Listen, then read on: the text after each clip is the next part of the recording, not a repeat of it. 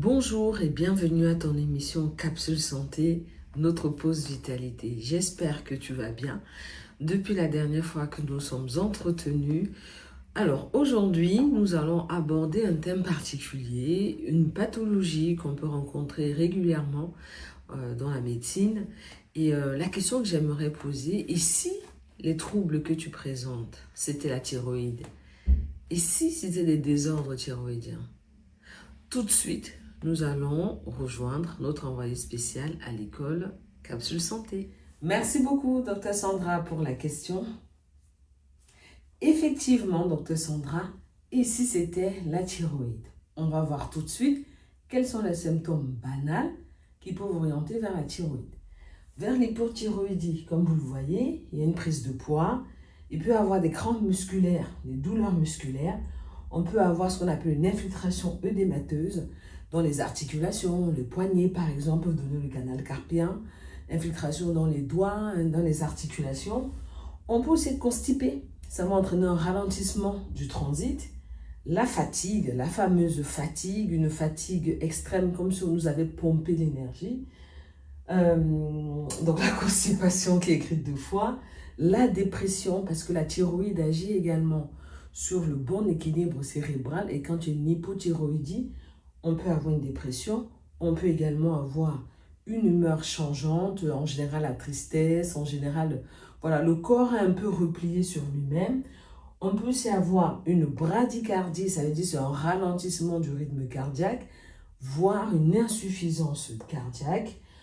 On peut, la frilosité, ressentir une frilosité, la frilosité, entre guillemets, c'est le fait d'avoir excessivement froid, d'avoir des couvertures, des pulls et de ressentir la sensation de froid parce que le froid ne vient pas de l'extérieur mais il se ressent de l'intérieur, la thyroïde étant le thermostat de l'organisme. On peut aussi avoir, pour les femmes, ça c'est plus embêtant, une chute des cheveux, des cheveux secs, des ongles cassants, une peau qui n'est plus belle, une peau qui n'a plus la même tonicité. Bien sûr, on peut avoir des troubles de la mémoire. Ça, cette liste n'est pas exhaustive. Ce sont les principaux symptômes qui, présents, doivent nous orienter à rechercher une cause thyroïdienne. À l'inverse, dans l'hyperthyroïdie, ce n'est pas complètement le miroir, mais c'est à peu près le miroir. On a une accélération du fonctionnement cardiaque. Dites-vous que l'hypothyroïdie, c'est comme si on ralentissait le fonctionnement de l'organisme. Et l'hyperthyroïdie, c'est comme si on accélérait le ralentissement. Donc, on aura les symptômes à peu près en miroir, mais pas exactement.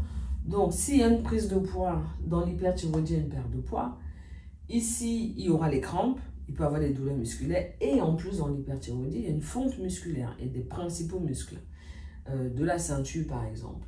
À l'inverse, la constipation et les diarrhées motrices, plusieurs selles par jour, les antidiarrhéiques ne fonctionnent pas. À l'inverse, la bradycardie, nous avons la tachycardie et aussi l'insuffisance cardiaque qu'on voit. L'asthénie, elle est présente, mais c'est une autre fatigue parce que là, le corps est au ralenti, il est fatigué, et là, il est en accéléré, il est fatigué. L'humeur labile, mais c'est un autre fonctionnement, c'est le cerveau qui est tellement excité. On va dire sur les hormones, voilà, mon humeur est changeante. Ce sont les hormones, mais pas les hormones féminines, mais la thyroïde. BDA, c'est l'ancien nom, vous me pardonnez. C'est pour expliquer un peu le caractère changeant. Donc, bouffée délirante aiguë, on va monter en intensité, en émotion, puis on va redescendre. Ou la psychose maniaco-dépressive, en fait, c'est maniaque, on monte, dépressif, on descend. Voilà, c'est juste pour imaginer, les termes ont changé. Il peut aussi avoir une chute de cheveux, par accélération, tout se détruit plus rapidement, le renouvellement des cellules est accéléré, et forcément, à un moment donné, les cheveux se cassent. Les suer. Au contraire, la frilosité, on aura donc les suées, la sensation de chaud. On aura tout le temps chaud, on va dormir les fenêtres ouvertes.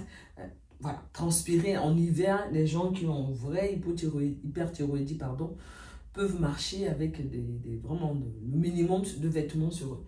Il y aura la sensation de vertige liée à la fonte musculaire et au fait que le cerveau, tout le corps fonctionne à l'accéléré, les fringales, parce qu'on va manger beaucoup, on va digérer vite, mais on va perdre du poids. Voilà, donc vous savez tout sur les symptômes qui peuvent évoquer une hypothyroïdie, ceux qui peuvent évoquer une hyperthyroïdie. Ce n'est pas un symptôme.